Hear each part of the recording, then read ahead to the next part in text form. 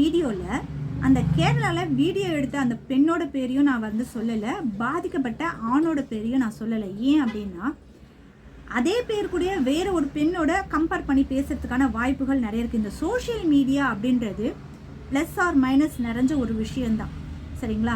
அதில் எந்த விஷயம் உண்மையா பொய்யா அப்படின்னு தெரியறதுக்கு வேணா நம்மளோட கருத்து பதிவு பண்ணுறது அப்படின்றது வேண்டாம் அப்படின்னு நான் நினைக்கிறேன். ஏன்னா முன்னாள் வரைக்கும் அந்த வீடியோ பார்த்து கருத்து தெரிவித்தவங்க, அதனால் இன்னைக்கு ஒரு உயிர் போயிருக்கு.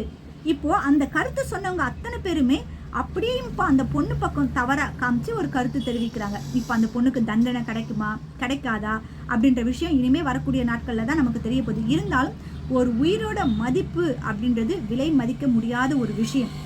அப்படி ஒரு உயிரை தான் ஒருத்தர் எடுத்துக்கிறாரு மன உளைச்சலால், அதுவும் ஒரு சோஷியல் மீடியாவால் அப்படின்னும் பொழுது கண்டிப்பாக இதை நம்ம வந்து கவனிக்கணும்.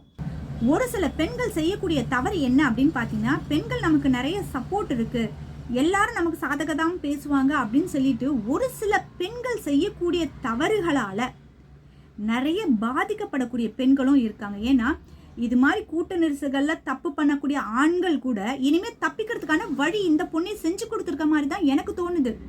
ஒரு விஷயம் நல்லா யோசனை பண்ணி பாருங்க.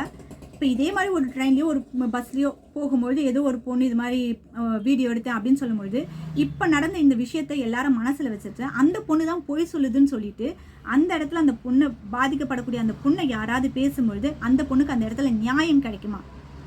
தவறு பண்ணுறவங்களுக்கு தண்டனை கண்டிப்பாக கிடைக்கணும். ஆனால் தவறு பண்ணாத நபருக்கு தண்டனை கிடைக்கும் பொழுது அந்த இடத்துல கண்டிப்பாக நம்மளோட கருத்துக்களை பயன்படுத்தாதீங்க அப்படின்றதுக்காக தான் இந்த வீடியோ பதிவு நான் போடுறேன்.